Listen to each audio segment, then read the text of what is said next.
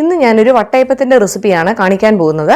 അതും നുറുക്ക് ഗോതമ്പിൻ്റെ വട്ടയപ്പം. എല്ലാവർക്കും വട്ടയപ്പമൊക്കെ ഇഷ്ടമാണ്. 4 മണിക്കൊക്കെ കഴിക്കാനും രാവിലത്തെ ബ്രേക്ക്ഫാസ്റ്റിനാണെങ്കിലും നല്ലതാണ്. അപ്പം നമ്മൾ നുറുക്ക് ഗോതമ്പ് സാധാരണ നമുക്ക് കിറ്റിനകത്തും ഒക്കെ കിട്ടുമ്പോൾ, റേഷൻ കടയിൽ നിന്നൊക്കെ കിട്ടുമ്പോൾ നമുക്കിത് എങ്ങനെയാണ് അത് ഉപയോഗിക്കേണ്ടതെന്ന് കൂടുതൽ ആൾക്കാർക്കും അത് അറിയാറില്ല. അപ്പോൾ കൂടുതൽ നമ്മൾ കഞ്ഞിയൊക്കെ വെച്ച് കുടിക്കാറാണ് പതിവ്. അപ്പം നമുക്കിത് നല്ല ഫൈനായിട്ട് ഉള്ള നല്ല സ്മൂത്ത് ആയിട്ടുള്ളൊരു വട്ടയപ്പം എങ്ങനെ ഉണ്ടാക്കാമെന്ന് നമുക്ക് നോക്കാം. Welcome back to my channel Lisama's food and tips.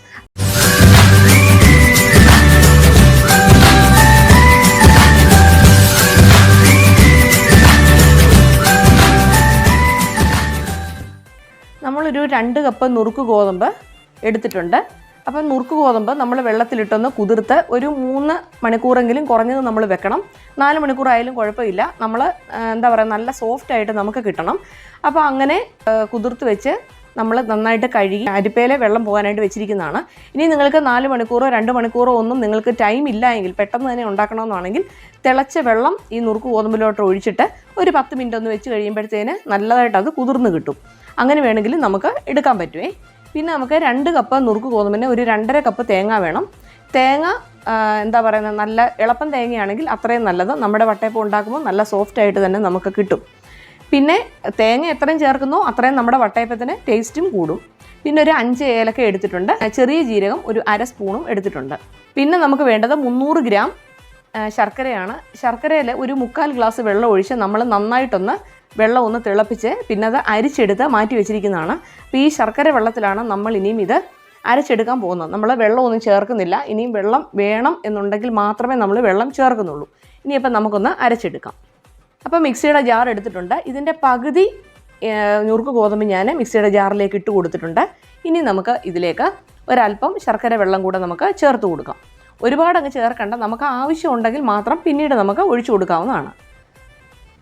ഇത് നമുക്ക് നന്നായിട്ടൊന്ന് അരച്ചെടുക്കണം. നല്ലതായിട്ട് തന്നെ നമുക്ക് അരഞ്ഞ് കിട്ടണം. എന്നാൽ മാത്രമേ നമ്മുടെ വട്ടയപ്പം നല്ല സോഫ്റ്റായിട്ട് കിട്ടത്തുള്ളൂ. കണ്ടോ, നല്ലതായിട്ട് നമുക്ക് അരഞ്ഞ് കിട്ടിയിട്ടുണ്ട്. ഇത് നമുക്കിനി ഒരു പാത്രത്തിലേക്ക് ഒഴിച്ചു വെക്കാം. ഇനിയിപ്പം നമുക്ക് രണ്ടാമത്തെ ബാച്ച് കൂടെ നമുക്ക് ഇട്ട് കൊടുക്കാം.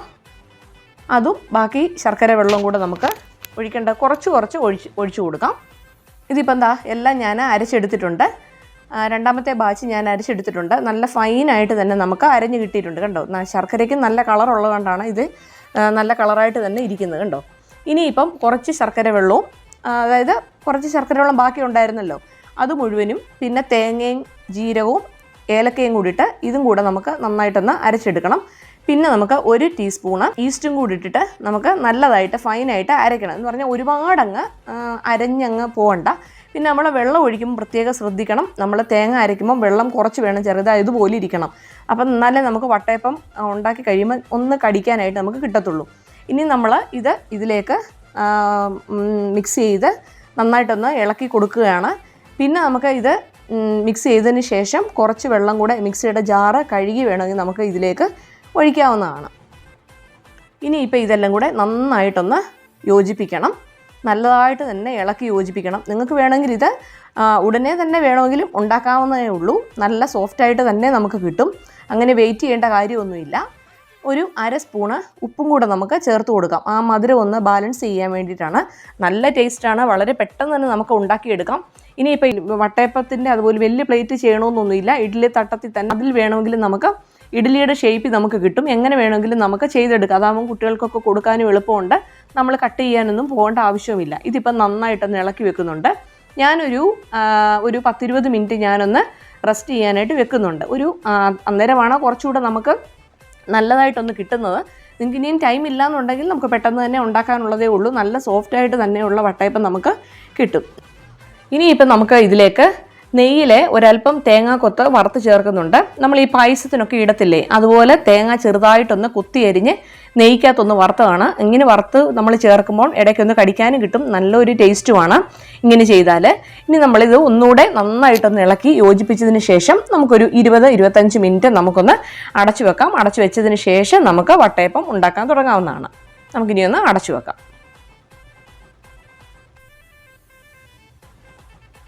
ഇപ്പോൾ ഇതാ 20 മിനിറ്റ് ഒക്കെ കഴിഞ്ഞിട്ടുണ്ട്. ആ മാവ് നല്ലതായിട്ടൊന്ന് പൊങ്ങി വട്ടയപ്പത്തിൻ്റെ ആ പരുവത്തിലായി വന്നിട്ടുണ്ട്. ഒരുപാട് വെള്ളം ഒന്നുമില്ല. അപ്പം വെള്ളം കൂടിപ്പോയാൽ നമ്മുടെ വട്ടയപ്പത്തിന് ശരിയാവത്തില്ല. ഇനി നമ്മൾ ഒരു പ്ലേറ്റ് എടുക്കുകയാണ്. പ്ലേറ്റ് എടുത്ത് കുറച്ച് നെയ്യ് ഞാനൊന്ന് തടവി കൊടുത്തിട്ടുണ്ട്. അപ്പോൾ ഇതിലേക്ക് നമുക്ക് ഇനി ഈ മാവൊന്ന് ഒഴിച്ചു കൊടുക്കാം. എണ്ണ തടവി കൊടുത്തില്ലെങ്കിൽ അത് പ്ലേറ്റിൽ അങ്ങ് ഒട്ടിപ്പിടിക്കാൻ സാധ്യതയുണ്ട്. അതുകൊണ്ടാണ് എണ്ണ അല്ലെങ്കിൽ നെയ്യ് എന്തെങ്കിലും ഒന്ന് തടവി കൊടുക്കണമെന്ന് പറയുന്നത്. അപ്പം നമുക്ക് ഈ ബാറ്റർ കുറച്ചതിലേക്ക് ഒഴിക്കാം. ഒരു അരഭാഗം ഒക്കെ ഒഴിച്ചാൽ മതി. അല്ല 1/4 ഭാഗം ഒഴിച്ചാൽ മതി. അല്ലെങ്കിൽ അങ്ങ് ഒരുപാടങ്ങ് നിറഞ്ഞങ്ങ് തുളുമ്പി പോവും. അതുകൊണ്ട് കുറച്ച് മാത്രം ഒഴിച്ചതിന് ശേഷം ഒന്ന് തട്ടി ഇഡ്ഡലി പാത്രത്തിലേക്ക് വെച്ച് കൊടുക്കാം. ഇപ്പം ഞാൻ എന്താണ്ട് ഇഡ്ഡലി പാത്രത്തിൽ വെച്ച് കൊടുത്തിട്ടുണ്ട്. നമുക്കിനിയും ഇത് ഒരു 2 മിനിറ്റ് കഴിഞ്ഞതിന് ശേഷം നമുക്ക് കാഷ്യൂനട്ടോ വല്ലതും ഇടണമെന്നുണ്ടെങ്കിൽ അന്നേരം നമുക്ക് ഇടാം. നമുക്ക് എന്ത് വേണമെങ്കിലും ഇടാം. കിസ്മിസോ കാഷ്യൂനട്ടോ എന്ത് വേണമെങ്കിലും നമുക്ക് ഇടാവുന്നതാണ്. ഒരു 2 മിനിറ്റ് നമുക്കൊന്ന് അടച്ചു വെക്കാം. അത് കഴിഞ്ഞിട്ട് നമുക്ക് കാഷ്യൂനട്ട് ഇട്ട് കൊടുക്കാം. 2 മിനിറ്റ് കഴിഞ്ഞിട്ടുണ്ട്. ആവിയൊക്കെ പറന്നു ഒന്ന് പൊങ്ങിയൊക്കെ വന്നിട്ടുണ്ട്. ഇനി നമുക്ക് കാഷ്യൂനട്ട് ഇട്ട് കൊടുക്കാം. നിങ്ങൾക്ക് ഇഷ്ടമുള്ളത് എന്ത് വേണമെങ്കിലും ഇട്ട് കൊടുക്കാവുന്നതാണ് കേട്ടോ. കിസ്മിസോ അല്ല ഇതിൻ്റെ മുകളിലും ഇനിയും തേങ്ങ വറുത്ത് ഇടണമെങ്കിൽ അങ്ങനെ വേണമെങ്കിലും ഇടാം. പിന്നെ ടൂട്ടി ഫ്രൂട്ടി ഇടാം. അങ്ങനെയൊക്കെ നമുക്ക് ഇഷ്ടമുള്ളത് എന്ത് വേണമെങ്കിലും ഇടാം. കുട്ടികൾക്കൊക്കെ കൊടുക്കണമെങ്കിൽ കുറച്ച് കളർഫുള്ളായിട്ട് വേണമെന്നുണ്ടെങ്കിൽ ടൂട്ടി ഫ്രൂട്ടിയൊക്കെ നമുക്ക് ചേർത്ത് കൊടുക്കാവുന്നതാണ്. ഒരു 20 മിനിറ്റ് 25 മിനിറ്റ് വേണം നമുക്കിത് നന്നായിട്ടൊന്ന് വെന്ത് കിട്ടണമെങ്കിൽ. നമുക്കിനി ഒന്ന് അടച്ചു വെച്ച് നമുക്ക് വെയിറ്റ് ചെയ്യാം. വളരെ പെട്ടെന്ന് തന്നെ ചെയ്യാവുന്നതാണ്. കാരണം ഇത് മധുരം ചേർക്കാതെ നമ്മൾ ഉണ്ടാക്കുവാണെങ്കിൽ കറി കൂട്ടിയാണെങ്കിലും കഴിക്കാൻ നല്ല ടേസ്റ്റാണ്. നമ്മുടെ വട്ടയപ്പം റെഡി ആയിട്ടുണ്ട്. ഞാനിത് പുറത്തെടുത്ത് ഒന്ന് തണുത്തിട്ടുണ്ട്. തണുത്തതിന് ശേഷം മാത്രമേ കട്ട് ചെയ്തെങ്കിലേ നമുക്കത് നല്ലതായിട്ട് വരത്തുള്ളൂ. ചൂടോടുകൂടി നമ്മൾ കട്ട് ചെയ്യരുത്. അപ്പം ഞാനൊന്ന് മുറിച്ചെടുക്കാൻ പോവുകയാണ്. നമ്മുടെ കാഷ്യൂനട്ട് ഒന്നും താന്നൊന്നും പോയിട്ടില്ല. നമുക്ക് നല്ല സോഫ്റ്റ് ആയിട്ടുള്ള നല്ല ഒരു വട്ടയപ്പം നമുക്ക് കഴിക്കാൻ പറ്റും. കുട്ടികൾക്കൊക്കെ വളരെ ഇഷ്ടപ്പെടും. നിങ്ങളിത് ഇതുവരെയായിട്ടും ട്രൈ ചെയ്തിട്ടില്ലെങ്കിൽ എന്തായാലും നിങ്ങൾ ട്രൈ ചെയ്ത് നോക്കണം. നമുക്ക് കിറ്റിനകത്തൊക്കെ ഒരുപാട് ഇങ്ങനെ നുറുക്ക് ഗോതമ്പും ഒക്കെ കിട്ടാറുണ്ട്. അപ്പം നമുക്ക് അത് ഒന്നും വേസ്റ്റ് ആക്കി കളയാതെ നമ്മളെ കുട്ടികൾക്കൊക്കെ ഇത് ഉണ്ടാക്കി കൊടുക്കണം. നുറുക്ക് ഗോതമ്പ് കൊണ്ട് ലഡുവും അതുപോലെ തന്നെ പായസം ഉണ്ടാക്കാം.